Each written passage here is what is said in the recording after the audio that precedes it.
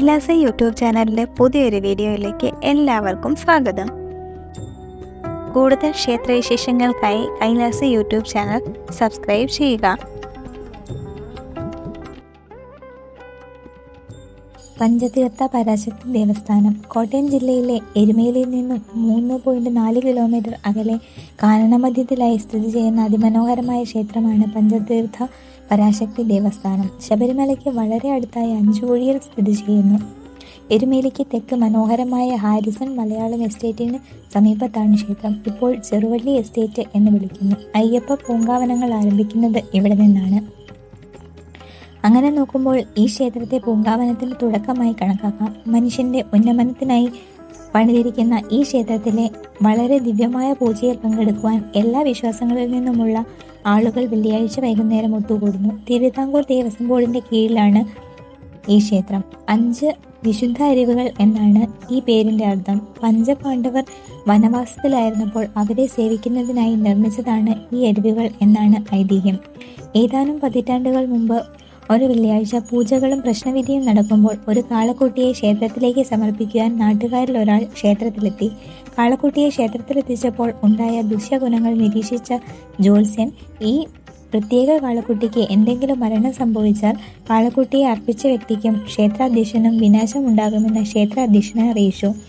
പതിവ് പരിഹാരമെന്ന നിലയിൽ മൃത്യുഞ്ജയ ഹോമം നിർദ്ദേശിച്ചു. സംഘം അവരുടെ ദിനചര്യകളുമായി പോയി. ചൊവ്വാഴ്ച ക്ഷേത്രത്തിന്റെ വടക്കുഭാഗത്തുള്ള കുത്തനെയുള്ള ചെരുവിൽ പശുക്കുട്ടിയെ കയറിൽ കുരുങ്ങി ചത്തുകിടക്കുന്നതായി ക്ഷേത്ര ജീവനക്കാർ കണ്ടെത്തി. അധികാരികൾ പരിഭ്രാന്തരായി. ഉടൻ സാധ്യമായ പരിഹാരങ്ങൾ തിരിച്ചറിയാൻ ജ്യോതിഷ സഹായം അഭ്യർത്ഥിച്ചു. ജ്യോതിഷ മൂലകാരണ വിശകലന സമയത്ത് ഈ ക്ഷേത്രത്തിൽ നിന്നും തെക്ക് കിഴക്ക് ദിശയിൽ ദേവി ആദിപരാശക്തിയുടെ സാന്നിധ്യം പ്രഖ്യാപിച്ചു. ആൽമരത്തിന്റെ കിഴക്കുഭാഗത്ത് നദിയിൽ നിന്നും 18 പടികളുള്ള ഒരു തിട്ടയിൽ നിർമ്മിച്ച ചെറിയ വീട്ടിലെ മാർക്കോസ് എന്നു പേരുള്ള ഒരാൾക്ക് ഒറ്റയ്ക്ക് താമസിച്ചിരുന്നു. മാർക്കോസ് ദേവിയെ ഏതോ ഭ്രമത്തിന്റെ രൂപത്തിൽ കാണുകയും തൃശൂലത്തിൽ ദേവിയെ ആരാധിക്കുകയും ചെയ്തിരുന്നു. മാർക്കോസിന്റെ വീടുണ്ടായിരുന്നിടത്ത് പൂവൻപാറ മല ഗുളിക ഭഗവാൻ എന്ന പേരിൽ ശിവനെ ഇവിടെ ആരാധിക്കുന്നു. ആൽമരം മുതൽ മാർക്കോസ് താമസിച്ചിരുന്ന സ്ഥലം വരെയുള്ള എല്ലാ വഴികളിലും ആദിപരാശക്തിയുടെ സാന്നിധ്യം വളരെ പ്രകടമായിരുന്നു. ഈ ക്ഷേത്രം പണിത് ദേവനെ ആരാധിക്കുക എന്നതായിരുന്നു പ്രശ്നപരിഹാരം. ഒരു സംഘം ആളുകൾ അന്ന് രാത്രി തന്നെ ക്ഷേത്ര പരിസരം കണ്ടുപിടിക്കാൻ തീരുമാനിച്ചു. അവർ ഇരുട്ടിൽ ക്ഷേത്രം തേടി പുറപ്പെട്ടു. രാത്രി 10:20 പര്യവേഷണ സംഘം വെള്ളച്ചാട്ടത്തിലെത്തി. 18 പടിവുകളും ആൽമരവും മാർക്കോസിന്റെ വീടിന്റെ സ്ഥലവും കൂടെയുള്ളവർക്ക് കാണിച്ചു കൊടുത്തു. ഇത്തരം ഒരു സ്ഥാനം കണ്ടെത്തുന്നതിൽ സംഘം മുഴുവൻ ആശ്ചര്യപ്പെട്ടു. 3 ആഴ്ച കഴിഞ്ഞ് മകരവിളക്കിന് തൊട്ടു മുമ്പ് ഒരു വെള്ളിയാഴ്ച ജ്യോത്സ്യൻ തന്റെ അനുയായികളോടൊപ്പം ഈ സ്ഥലത്ത് പോയി വൈകുന്നേരം നെയ്വിളക്ക് കത്തിച്ച് ശ്രീ ആദിപരാശക്തിയുടെ സാന്നിധ്യം ആവാഹിച്ചു. ആയിരക്കണക്കിന് കുടുംബങ്ങളെ ഈ ക്ഷേത്രം രക്ഷിക്കുമെന്നും ജ്യോത്സ്യൻ പ്രഖ്യാപിച്ചു.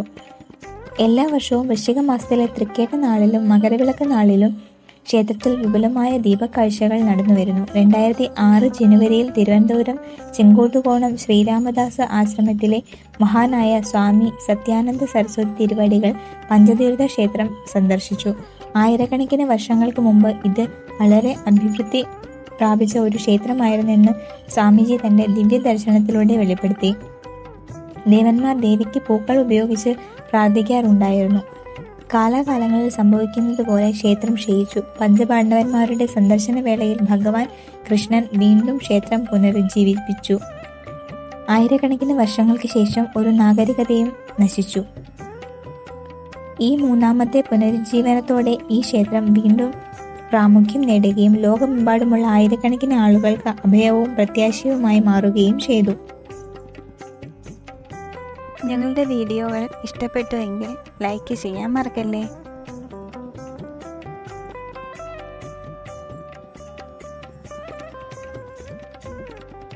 കൂടുതൽ ക്ഷേത്രവിശേഷങ്ങൾക്കായി കൈലാസ യൂട്യൂബ് ചാനൽ സബ്സ്ക്രൈബ് ചെയ്യുക.